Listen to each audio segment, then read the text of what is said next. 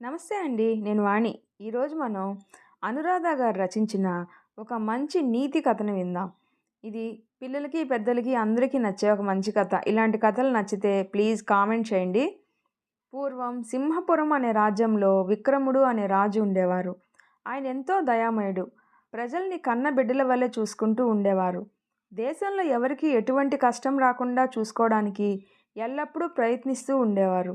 విక్రముడు అంటే దేశ ప్రజలంతా ఎంతో గౌరవిస్తూ ఉండేవారు. ఆయన పరిపాలనలో ప్రజలు ఎంతో తృప్తి చెంది ఉన్నారు. అలా కొంతకాలం గడిచింది. రాజావారికి ఎన్ని సంపదలు కలిగినా, ఎన్ని రాజ్యాలు జయించినా సంతానం లేదు అనే బాధ వెంటాడుతూ వచ్చింది. ఆయన వివాహం జరిగి 10 ఏళ్లు గడిచినా తన భార్య రత్నమంజరికి పిల్లలు కలగలేదు. అందుకు కారణం తెలుసుకునే ప్రయత్నంలో మంత్రిగారు ఒక సలహా చెప్పారు. మీ సమస్యకు పరిష్కారం సుదర్శన మహర్షి గారు చెప్పగలరు. మీరు ఆయన్ని ఆహ్వానించి ఎంతో భక్తితో సేవించి మీ పరిస్థితి వెళ్ళబుచ్చుకోమని చెప్పిరి. రాజా విక్రముడు సరేనని చెప్పి తానే స్వయంగా ఆశ్రమానికి వెళ్ళి సుదర్శన మహర్షిని తన రాజ్యానికి విచ్చేయమని, అతిథి సత్కారం స్వీకరించమని ప్రార్థించి పిలిచాడు. ఆయన రాజు మదిలో వేదన తెలుసుకొని అటులనే నాయనా అని చెప్పి మరుసటి రోజు విక్రముడు రాజ్యానికి విచ్చేసినారు. ఆయన్ని విక్రముడు రత్నమంజరి ఎంతో భక్తిగా పూజించి అతిథి మర్యాదలన్నీ చేసి ఆయన తృప్తి చెందేలా నడుచుకున్నారు. సుదర్శన మహర్షి సంతోషించి, అమ్మా రత్నమంజరి, నీ మనసులో దిగులు నాకు తెలుసు. రాజా నీకు సంతతి లేదు అని విచారించకు. నీకు త్వరలో వారసుడు పుడతాడు. కాకుంటే వానికి 21 ఏండ్ల వరకు పిల్లవానిచే ప్రతిరోజు ఒకరికి దానం ఇప్పించాలి. స్వర్ణ కంచంలో పలహారాలు, పట్టు వస్త్రాలు, 100 వరహాలతో సహా దానం యాచించి వచ్చిన వానికి ఇవ్వాలి. అలా చేస్తే నీ కుమారుడు పుణ్యాత్ముడవుతాడు, నీ కీర్తి పెరుగుతుంది. ఇదిగో ఈ ఫలం స్వీకరించి సంతోషించండి అని ఒక మామిడి పండు ఆ దంపతులకు అందించి ఆశీర్వదించారు. రాజదంపతులు ఆయన పాదాలకు మొక్కి, ధన్యులు మునివర్య, దానముదేముంది, తప్పకుండా చేయిస్తాం అని చెప్పుకున్నారు. సుదర్శన మహర్షి తన శిష్యునితో కలిసి ఆయన ఆశ్రమానికి తిరిగి వెళ్తూ ఉంటే మార్గమున ఒక పూరి గుడిసెలో ఉన్న దంపతులు శాంతుడు, అతని భార్య సుమతి ఆయనకి ఎదురొచ్చి ఎంతో భక్తిగా నమస్కరించి ఆయన పాదాలపై పూలను వేసి, అయ్యా మునివర్య, మేము కడు బీదవాళ్ళం. రాజావారి కోటలో కొలువు చేసుకుంటూ కాలం గడుపుతున్నాం. మీ వంటి ఋషివర్యులను సేవించుకునే అంతటి వాళ్ళం కాకున్నా ఒక్కపారి మిమ్మల్ని దర్శించాలి అని వేకువ నుంచి వేచి చూస్తున్నాం. మా యందు దయ ఉంచి మిమ్ము పూజించుకునే భాగ్యం ఇమ్మని వేడుకున్నారు. మహర్షి ఆ దంపతుల మదిలో బాధ అర్థం చేసుకొని వారి ఇంట అడుగు పెట్టినారు. ఆయన శిష్యులు వింతగా చూస్తూ ఉన్నారు. శాంతుడు, సుమతి ఎంతో సంతోషపడిపోతూ మహర్షికి తమ ఇంటి వెనక చెట్టుకి పండిన జామ పండు కోసి తెచ్చి, అయ్యా, మా వద్ద మీకు ఇచ్చేందుకు ఏమీ లేదు, ఈ ఫలాన్ని స్వీకరించ కోరుచున్నాం అని వేడుకున్నారు. ఆయన నవ్వుతూ, ఆహా, ఎంతటి భక్తి మీలో ఉంది, దిగులు పడకండి. మీ పేదరికం నా సేవకు ఆటంకం కాదు. ఈ ఫలం సాక్షాత్తు ఆ ఈశ్వరుని ప్రసాదం అనుకుంటున్నాను అని ఫలం స్వీకరించి ఆ దంపతులను ఆశీర్వదించి, శీఘ్రమేవా సుపుత్ర ప్రాప్తిరస్తు. శాంత, నీ తనయుడు మిక్కిలి నీతిమంతుడు అయి అతని కీర్తి లోకానికి చాటుకుంటాడు. త్వరలో మీ ఇంట వజ్రం లాంటి పసివాడు పుడతాడు అని ఆశీర్వదించారు. ఆ దంపతులు ఎంతో సంతోషపడిపోతూ ఆయన పాదాలకి నమస్కరించినారు. ఆయన నవ్వుతూ ఇంకా సెలవు అని వెళ్ళిపోయారు. రాజమందిరంలో మహారాణి మహర్షి చెప్పినట్టే మగబిడ్డకు జన్మనిచ్చింది. విక్రముని ఆనందానికి అవధులు లేవు. అంతా మహర్షి ఇచ్చిన వరం అని ఆ బిడ్డకు సూరవర్మ అని నామకరణం చేశారు. ఋషివర్య చెప్పినట్టుగానే బిడ్డ పుట్టినరోజు నుంచి దానం ఇవ్వడం మొదలుపెట్టారు. నిజానికి మహర్షి వాళ్ళకి దానం ఇమ్మంటం ఒక పరీక్ష. అలాగే శాంతుడి భార్య సుమతి కూడా బిడ్డను కనింది. వెన్నెల కంటే చల్లని చూపులతో శాంతంకి ప్రతిరూపంగా వెలుగు రేఖల్లాంటి బాలుని చూసి ఆ దంపతులు మురిసిపోయారు. అంతా మహర్షుల వారి వరం అనుకొని ఆ బిడ్డ గొప్ప ఖ్యాతి నొందాలి అని పిల్లవానికి దిలీపుడు అనే నామకరణం చేసినారు. బిడ్డ పుట్టిన శుభతరుణంలో ఆ దంపతులు తమ దగ్గర ఉన్నదానితో 10 మందికి భోజనం పెట్టి తృప్తి చెందారు. అలా కొద్ది కాలం గడిచింది. విక్రముడు ఎన్నో రాజ్యాలు జయించి ఎంతో కీర్తి సంపాదించుకొని ఒకనాడు అనుకోని విధంగా నిద్రలో కన్నుమూశారు. వారసుని చేతుల మీదుగా ఆయన అంతిమ సంస్కారం పూర్తి అయింది. రాజు లేని రాజ్యంలో యువరాజు సూరవర్మ త్వరలో రాజుగా పట్టాభిషిక్తుడై ప్రజల్ని పరిపాలిస్తాడు అని జనులంతా ఎదురు చూస్తూ ఉన్నారు. శాంతుడు రాజమందిరంలో సేవకుడిగా కాలం గడుపుతున్నాడు. వయసు మీద పడుతున్న ఆయనకు విశ్రాంతి అవసరం. ఆయన కుమారుడు విద్యాభ్యాసం పూర్తి చేసుకున్నాడు. తండ్రి కష్టం చూసి ఇంక మీరు విశ్రాంతి తీసుకోండి తండ్రి, నేను రాజసేవకుణ్ణి అవుతాను అని శాంతుడు నీ ఇంటి దగ్గరే ఉండమని చెప్పి తాను కోటలో కొలువుకు వెళ్ళడాన్ని మొదలుపెట్టాడు. సూరవర్మ ఒక మహారాజుకి కొడుకు కావడంతో పుట్టిన దగ్గర నుంచి ఎంతో గర్వం, స్వార్థం, పేదవారంటే చిన్నచూపు, కష్టంలో ఉన్నవారంటే ఎట్టి దయ లేకుండా తల్లి గారాబంలో మరింత మూర్ఖుడిగా పెరిగాడు. అందుకే అతనికి ఎటువంటి కష్టం తెలియదు. తండ్రి చనిపోవడానికి ముందు రోజు కొడుకుని పిలిచి ఆయన మెడలో ఉన్న ఒక స్ఫటికహారం సూరవర్మ మెడలో వేసి, మార్తాండపురంలో మహారాజు శశిశేఖరుడు నా స్నేహితుడు, నీవు ఏదో ఒకనాడు ఆయన్ని వెళ్ళి కలు అని చెప్పి మాట తీసుకున్నారు. తండ్రి ఎందుకు అలా చెప్తున్నారో సూరవర్మకి అర్థం కాలేదు. అలాగే వెళ్తాను అని తండ్రికి మాటిచ్చాడు. ఆయన మాట తీసుకున్న రాత్రే కన్ను మూశారు. సూరవర్మ తండ్రికి ఇచ్చిన మాట కూడా మర్చిపోయాడు. దిలీపుడు కోటలో సేవకుడిగా చేరాడు. కాబోయే మహారాజు దిలీపుడిని తన వద్ద ప్రథమ సేవకుడిగా ఎన్నుకొని అతనిచే తన పనులన్నీ చేయించుకుంటున్నాడు. కొద్ది రోజులు గడిచింది. సూరవర్మకి దిలీపుడు అంటే స్నేహం ఏర్పడింది. ఇద్దరూ ఒకే వయసు వారు కావడంతో దిలీపుడిని స్నేహితుడిగా భావించాడు యువరాజు. అతని తెలివి, మంచితనం సూరవర్మ పరీక్షిస్తూ అప్పుడప్పుడు ఆశ్చర్యపడుతూ ఉండేవాడు. అలా కాలం గడుస్తూ ఉండగా దిలీపుడు యువరాజా అని పిలవడం తనకి నచ్చలేదు. మిత్రమా అని పిలవాలి అని ఆజ్ఞ వేశాడు సూరవర్మ. దిలీపుడు యువరాజు స్నేహానికి ఎంతో సంతోషించి ఆ క్షణం నుంచి అతన్ని మిత్రమా అని పిలవడం మొదలుపెట్టాడు. యువరాజు దిలీపుడితో స్నేహంగా ఉండటం రాణి మంజరి తెలుసుకొని ఒకనాడు కుమారుణ్ణి దిలీపుణ్ణి పిలిచి ఒక మాట చెప్పింది. మార్తాండపురంలో రాజావారి స్నేహితుడు శశిశేఖర మహారాజు తన కుమార్తెకు వివాహం జరిపించాలి అని అనుకుంటున్నట్టుగా తెలిసింది. నీవు మీ యువరాజుని వెంట పెట్టుకొని వెళ్ళి విషయం అంతా చక్కబెట్టుకొని పెళ్ళి కుదుర్చుకొని రా అని చెప్పారు.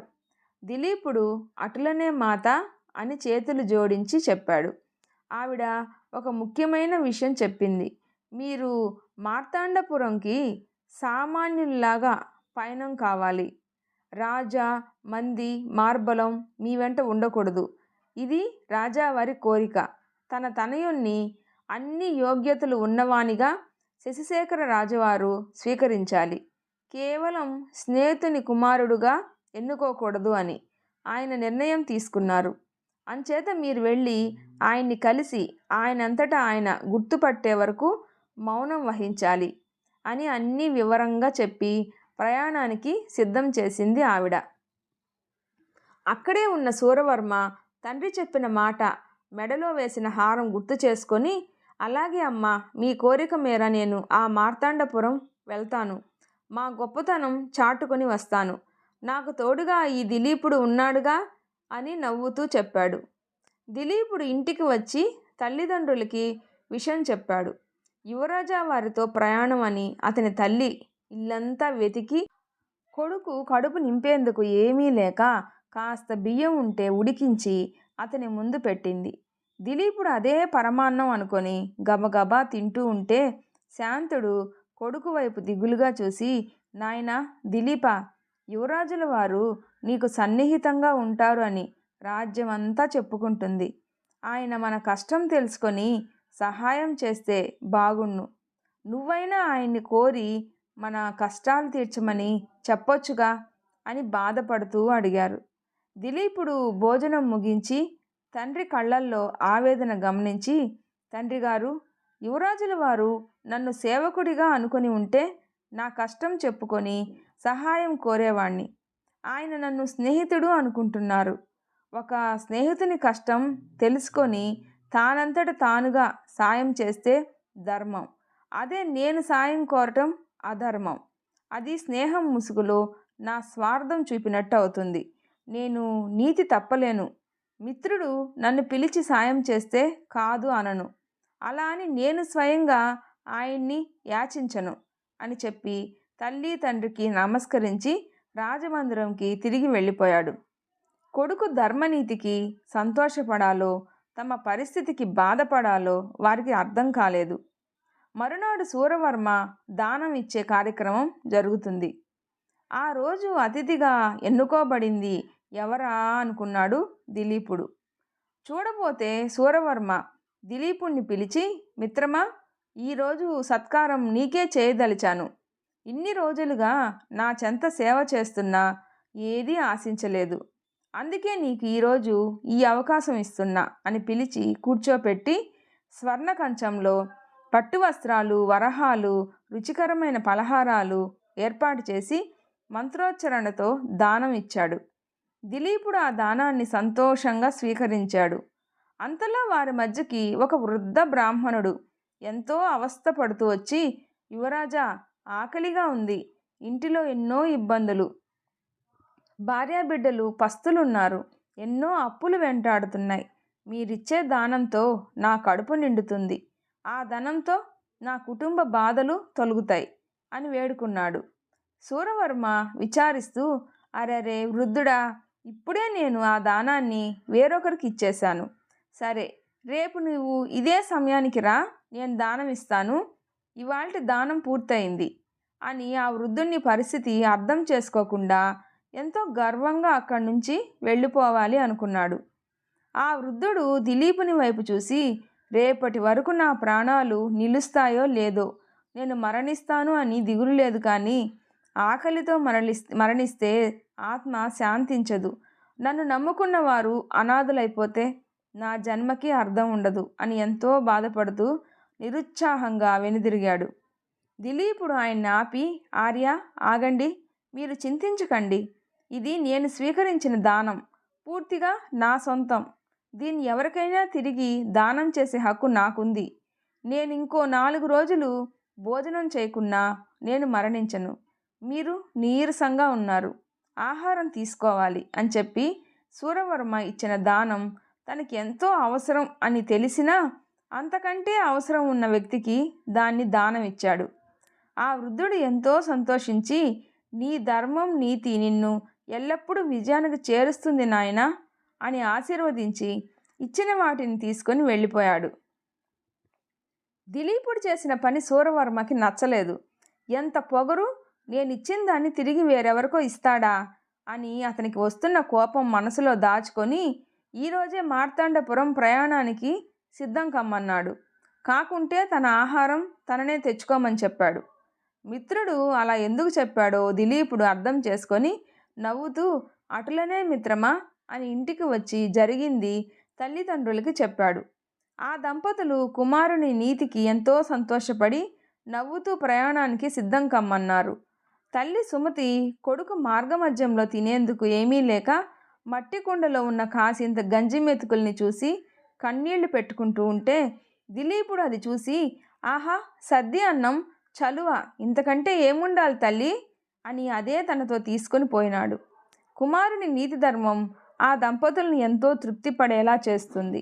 ఆ పూటకి చల్లటి నీళ్లతో కడుపు నింపుకున్న వారికి పొరుగురు నుంచి వచ్చిన ఒక బంధువు వచ్చి కలిసి తన తోటలో కాసిన కొన్ని ఫలాలిచ్చి వెళ్ళాడు. అంతా ఈశ్వరేచ్ఛ అనుకొని వారి కడుపు నింపుకున్నారు. అంతా దివ్య దృష్టితో గమనిస్తూ ఈ కథ నడుపుతున్న సుదర్శన మహర్షి దిలీపుడి చేతికి వచ్చిన దానం వృద్ధుని రూపంలో లాక్కున్నారు. ఇప్పుడు చిరునవ్వు నవ్వుతూ ఒక కాకి రూపం దాల్చి వారి ఇరువురి వెంట తాను కూడా పయనమయ్యారు.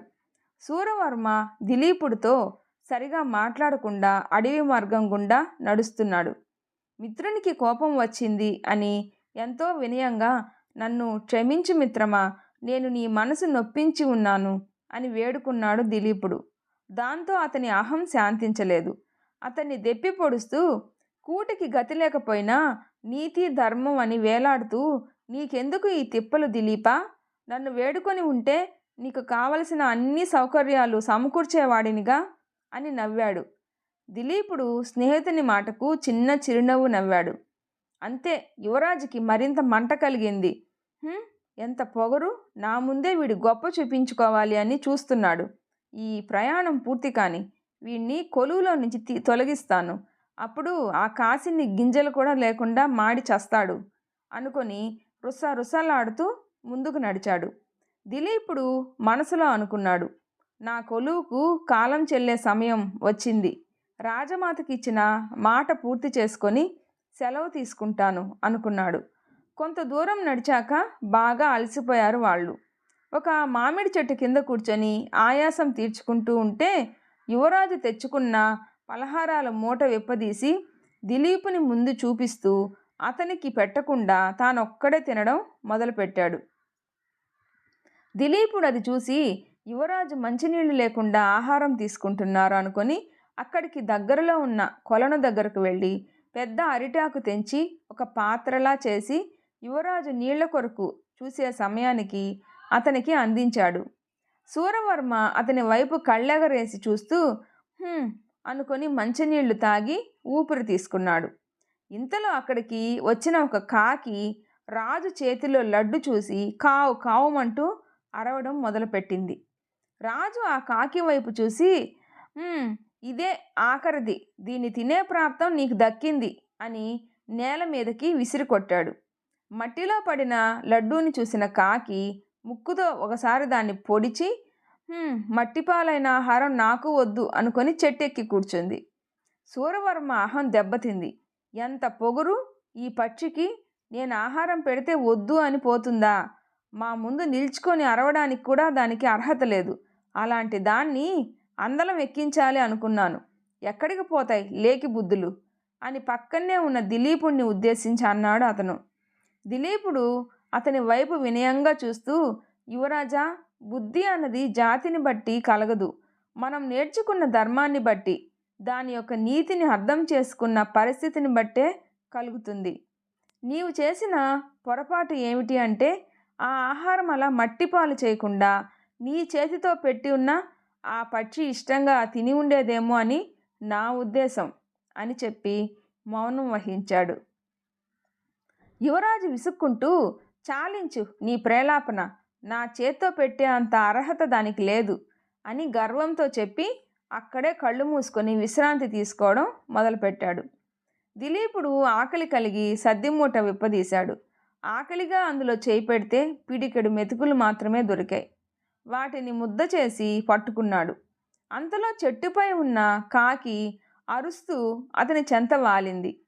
దిలీపుడు నవ్వుతూ, పక్షిరాజా, ఈ పిడికెడు అన్నం నా ఆకలి తీర్చలేదు, కానీ నీ ఆకలి తీరుస్తుంది. ఇదిగో స్వీకరించు అని ఎంతో మన్ననగా వేడుకుంటూ అతని అరిచేతిలో ఉన్న అన్నం ముద్ద చూపిస్తూ ఆహ్వానించాడు. ఆ కాకి సంతోషపడి వచ్చి గబగబా అన్నం ముద్ద పొడుచుకొని తింటూ ఉంది. సూరవర్మ ఆ దృశ్యం చూసి ఆశ్చర్యపోయాడు. నేను తీయని పలహారం పెడితే వద్దు అని పొగరు చూపిన ఈ పక్షి ఆ పులిసిపోయిన అన్నాన్ని ఇష్టంగా తినటం ఏమిటి? అంతేలే, ఎంతైనా ఆ జాతి అటువంటిది. మధుర పలహారం తినే అదృష్టం ఇలాంటి పక్షులకు ఎక్కడ కలుగుతుంది అని దిలీపుడితో కలిపి అన్నట్టుగా హేళన చేశాడు. ఆ పక్షి అన్నం మొత్తం తిని కావు కావు అంటూ వెళ్ళి చెట్టు మీద కూర్చుంది. దిలీపుడికి ఇప్పుడు ఎంతో తృప్తిగా అనిపించింది. అతని కడుపు నిండిన భావన కలిగింది. మిగిలిన గంజి తాగి తృప్తిగా బ్రేవ్మని తేంచి ఇప్పుడు తృప్తిగా ఉంది అనుకున్నాడు. అక్కడే ఉన్న సూరవర్మ దిలీపుణ్ణి అసహ్యంగా చూస్తూ, చి, కాకి ముట్టిన చేతిని పోయి కడుక్కొని రా అని ఆజ్ఞ వేశాడు. యువరాజు ఆజ్ఞ అని కొలను దగ్గరికి వెళ్ళి చేతులు కడుక్కొని కాసిని మంచినీళ్లు తాగి తిరిగి వస్తూ ఉన్నాడు దిలీపుడు. అంతలో చెట్టు కింద కూర్చొని ఉన్న యువరాజుకి ఒక గొంతు వినిపించింది. యువరాజా, నేను ఆకాశవాణి మాట్లాడుతున్నాను. నీకు త్వరలో మృత్యు సంభవించబోతుంది. దాని నుంచి నీవు తప్పించుకోవాలి అంటే నీ మెడలో ఆ స్ఫటికహారం ఉండకూడదు. దాన్ని తక్షణమే తీసివేసేయి. కాకుంటే దాన్ని నేలపై పడవేయకు, మరింత ప్రమాదం. అదిగో వస్తున్నాడే, నీ సేవకుడి మెడలో వేసేయి అని చెప్పి ఆ స్వరం మాయమైంది. సూరవర్మ భయపడిపోయాడు. ఇప్పుడు ఎలా ఈ హారం వాని మెడలో వేసేయాలి అనుకొని దూరంగా నడిచి వస్తున్న దిలీపునికి ఎదురెళ్ళి నవ్వుతూ, ఏంటి మిత్రమా ఇంత ఆలస్యం? చీకటి పడేలోగా మనం మార్తాండపురం చేరుకోవాలి. ఇంకా బయలుదేరదామా అని అడిగాడు. స్నేహితుడు అంత త్వరగా నవ్వుతూ మాట్లాడటంతో దిలీపుడు సంతోషించాడు. అలాగే మిత్రమా అని తాము కూర్చున్న దగ్గరకు వచ్చి అక్కడి వస్తువులన్నీ మూటకట్టి యువరాజు వైపు చూసి నవ్వాడు. అదే అదనుగా యువరాజు మెడలో హారం తీసి దిలీపుడి మెడలో వేసి, నువ్వు నాతో కలిసి పక్క రాజ్యానికి వస్తున్నావు. నీ మెడలో ఏమీ లేకుండా ఉంటే నాకు అవమానంగా ఉంటుంది. ఈ హారం నీ మెడలో ఉంచు అని ఆజ్ఞ వేసినట్టు చెప్పాడు. దిలీపుడు నవ్వుతూ, తప్పకుండా ఉంచుకుంటాను మిత్రమా. ఈ హారం నాకు హాని చేసినా పర్వాలేదు. మీరు క్షేమంగా ఉండాలి. మిమ్మల్ని కాపాడటం నా కర్తవ్యం అని నవ్వుతూ, ఆ మాటలు కూడా నాకు కూడా వినిపించాయి అని చెప్పకనే చెప్పి ముందుకు కదిలాడు. స్నేహితుని గొప్ప ధర్మనీతికి ఆశ్చర్యపోతూ స్వార్థంతో మూసుకుపోయిన కనులు తెరుచుకునే సమయం రాక హుష్ అనుకొని అతనితో పాటు ముందుకు కదిలాడు. శశిశేఖరుడు, విక్రముడు మంచి స్నేహితులు. వారిద్దరి స్నేహం బంధుత్వం కావాలి అన్నది విక్రముడి కోరిక. అందుకు శశిశేఖరుడు సంతోషపడి ఒక మాట చెప్పాడు. నా కూతురికి కాబోయే వరుడు నీతిమంతుడు, సత్యవంతుడు, ధర్మాన్ని తప్పని ఉత్తముడు అయి ఉండాలి. ఆ లక్షణాలు నీ కుమారుడిలో ఉంటే అతనే నా అల్లుడవుతాడు. ఈ రాజ్యానికి రాజై ఏలుతాడు అని చెప్పి పూజగదిలో ఉన్న ఒక హారం తెచ్చి స్నేహితుని మెడలో వేసి, ఈ హారం నీతో పాటు ఉండని మిత్రమా. అది నీతో పాటు నీ చుట్టూ ఉన్న వారిని పరిశీలిస్తూ ఉంటుంది. దీనికి మంచి చెడు ఏదో తెలుసు. నీ కుమారుడు నా రాజ్యానికి ఈ హారంతో కాలినడకన వచ్చి చేరుకొని నా చెంత నిల్చుంటే వానికి నేను కోరుకునే అన్ని లక్షణాలు ఉంటే తప్పకుండా నా అల్లుడిగా చేసుకుంటాను. అమ్మ ఈ వరుడిని ఈ హారమే ఎన్నుకుంటుంది అని సుదర్శన మహర్షి గారు నాకు ఈ హారం కానుకగా ఇచ్చారు. ఆయన ఆశీర్వాదంతోనే నాకు సంతతి కలిగింది. అందుకే ఆయన ఆనతి మేర నేను నిన్ను ఈ కోరిక కోరుతున్నాను అని చెప్పి అమ్మాయి పెళ్లి సమయానికి అబ్బాయి ఈ హారం వేసుకొని కోటలోకి ప్రవేశించాలి అని కోరారు. విక్రముడు స్నేహితుని మాటలు విని సంతోషపడి, నువ్వు కోరిన కోరిక న్యాయమైనది. నీ కుమార్తెకు అన్ని యోగ్యతలు ఉన్నవాణ్ణి వరుడిగా తేవాలి అనుకుంటున్నావు. సుదర్శన మహర్షి ఆశీర్వాదమే నా కుమారుడు కూడా. వాడు ఈ పరీక్షలో నెగ్గుతాడు అని నమ్మకంతో స్నేహితుడు కోరిక ప్రకారమే అంతా ఏర్పాటు చేశాడు. కానీ జరిగేది ఏంటో ఎవరూ ఊహించలేరుగా. శశిశేఖరుడు విశ్రాంతి మందిరంలో విశ్రాంతి తీసుకుంటూ ఉన్నాడు. ఆ సమయంలో అతని తల దగ్గరికి ఒక కాకి వచ్చి అరుస్తూ చెప్పింది, రాజా, ఓ రాజా, నీ కుమార్తె పరిణయం ఆడబోయే వరుడు రాజవంశీయుడు కాదు. అలా అని నీవు కోరుకున్న యోగ్యతలు లేనివాడు కాదు. ధర్మాన్ని, దయని తప్పని నీతిమంతుడు. నువ్వు పరీక్షించి తెలుసుకో. రేపు నీ సభా మధ్యకు 2 యువకులు అతిథులుగా వస్తున్నారు. ఎంతో మర్యాదలు చేసి ఆహ్వానించు. వారిలో ఒకరి మెడలో స్ఫటిక హారం ఉంటుంది. కానీ ఆ హారం నీ స్నేహితుని చేతితో అతని మెడలోకి రాలేదు. కాసేపటి క్రితమే అతని మెడలోకి వచ్చింది. వచ్చిన వారిలో నీ స్నేహితుని కొడుకు హారం లేనివాడు. నిజం చెప్పానుగా, ఇంకా పరీక్షించి సరైన వాణ్ణి ఎన్నుకో. కానీ నీవు వారి ముందు నిజం తెలిసినట్టు ప్రవర్తించకు. ఇది ధర్మానికి నీతికి పరీక్ష అని చెప్పి ఆ కాకి ఎగిరిపోయింది. శశిశేఖరుడు ఆలోచనలో పడ్డాడు. ఈ కాకి కబురుకి అర్థం ఏమిటి? రేపు జరగబోయేదేమిటి? మహర్షుల వారు ఇచ్చిన హారం యొక్క ఆంతర్యం ఏమిటి? అని ఆలోచిస్తూ ఒక నిర్ణయానికి వచ్చాడు. మరుసటి రోజున అతని అంతఃపురానికి ఇద్దరు యువకులు అతిథులుగా వచ్చారు. వారిని చూసి రాజుగారు ముందుగా ఏర్పాటు చేసిన అతిథి మర్యాదలన్నీ చేయమని ఆజ్ఞాపించారు. ఒక పెద్దామె పట్టు వస్త్రం, పన్నీరు తెచ్చి వచ్చిన వారిలో ముందుగా సూరవర్మ పాదాలు కడిగి పట్టు వస్త్రంతో తుడుస్తూ సేవ చేసి, మీరు పక్క రాజ్యం నుంచి వచ్చినారు, మీకు ఇదే మా ఆహ్వానం అని పలికింది. అక్కడ ఉన్న కొంతమంది చెలికత్తెలు పూలు విసిరి అతనికి ఆహ్వానం పలికారు. సూరవర్మ గొప్పగా అతిథి మర్యాదలన్నీ అందుకున్నాడు. అలాగే ఆ పెద్దామె దిలీపుని పాదాలు కూడా కడిగి సేవ చేసుకోవాలి అనుకుంది. దిలీపుడు తన తల్లి కంటే పెద్దదైన ఆమె పాదాలు టక్కున పట్టుకొని, మాత, మీరు నా తల్లితో సమానం, మీరు నా పాదాలు కడుగుట ఎంత తప్పు అని ఆమె పాదాలు అతను కడిగి మాతృసేవ చేసుకునే భాగ్యం కలిగింది అనుకుని సంతోషంగా ఆమె పాదాలకు నమస్కరించాడు.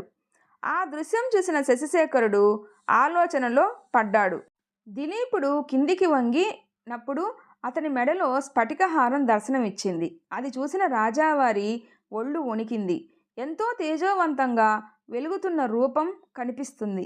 అతని నిర్మలమైన నేత్రాలు, నీతి, ధర్మం, దయ, పెద్దల పట్ల మర్యాద, అన్ని యోగ్యతలు కలిగి ఉన్న అతన్ని చూసి ఎంతో సంతోషపడ్డాడు.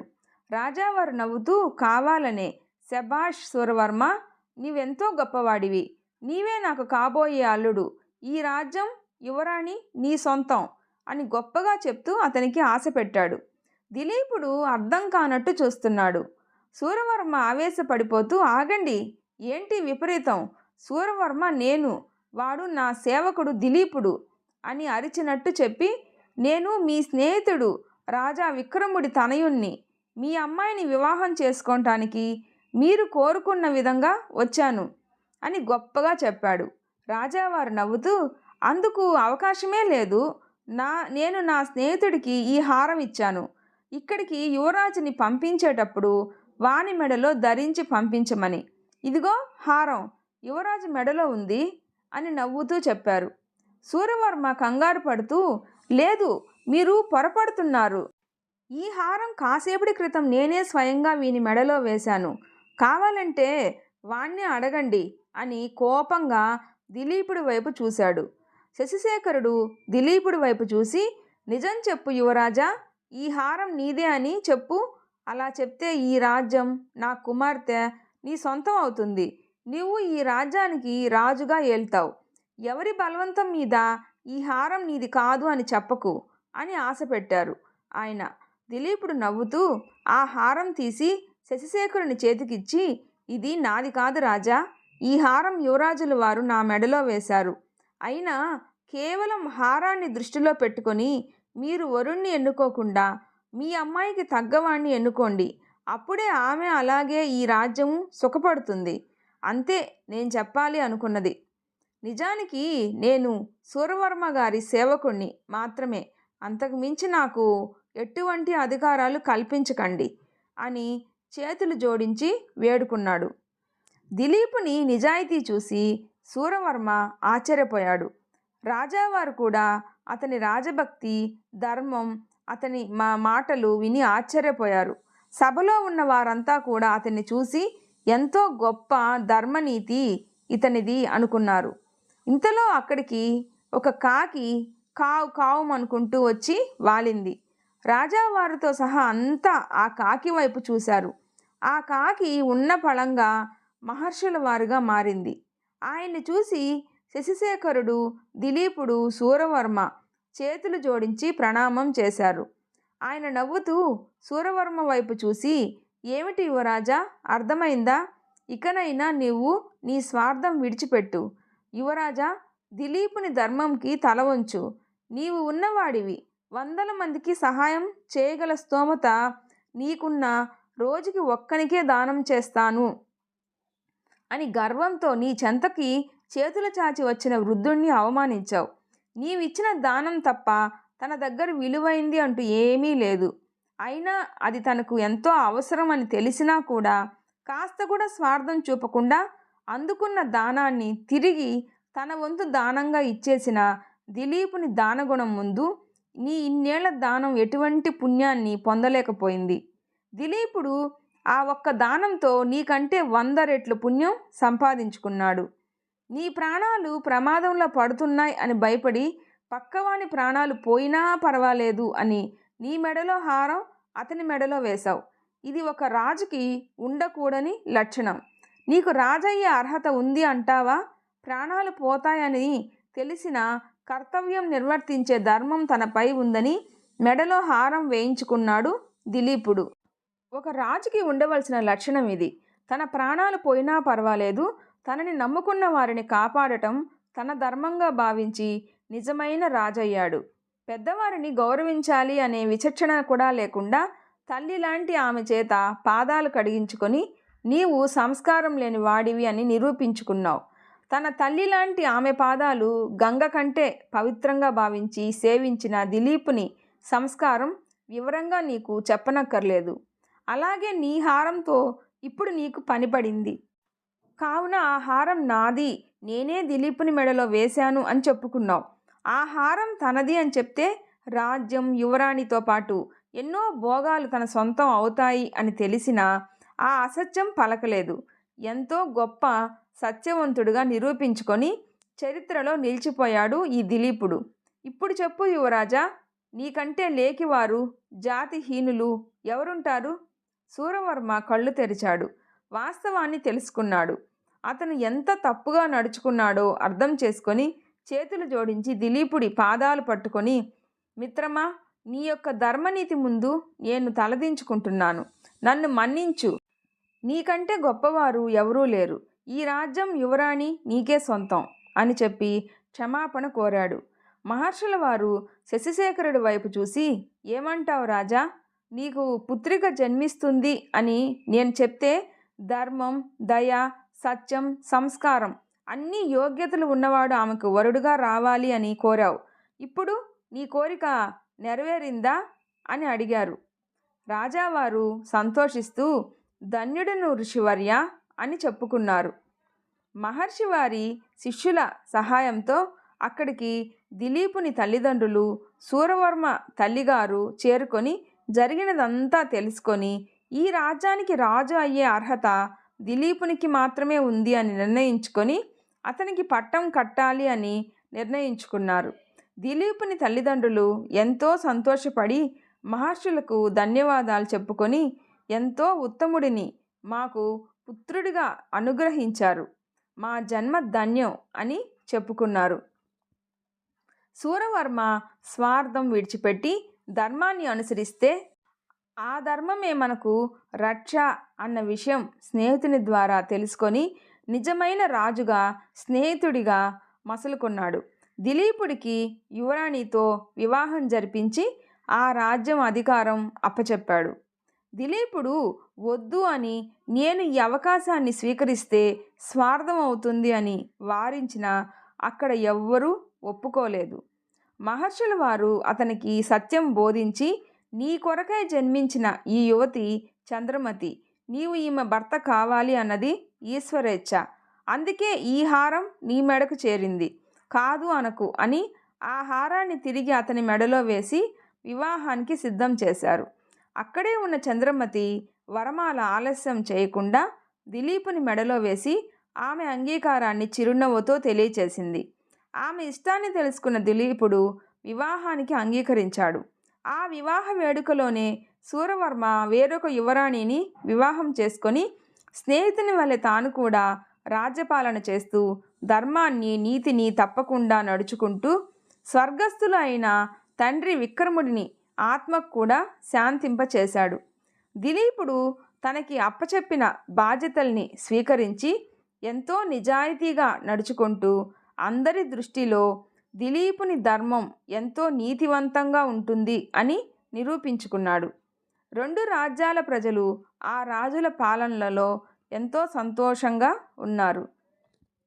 సుదర్శన మహర్షి ఆశ్రమంలో కూర్చొని అక్కడ విద్య నేర్చుకునే పిల్లలకి కథనంతా వివరించి ధర్మం తప్పని వారికి ఎన్నటికీ అపజయం ఉండదు అని దిలీపుడి ధర్మం రుజువు చేసింది అని తన చేత ఆ ఈశ్వరుడు ఆడించిన ఆట వివరంగా చెప్పి ధర్మం తప్పకుండా నడుచుకోండి అని శిష్యులకు నీతి బోధన చేశారు.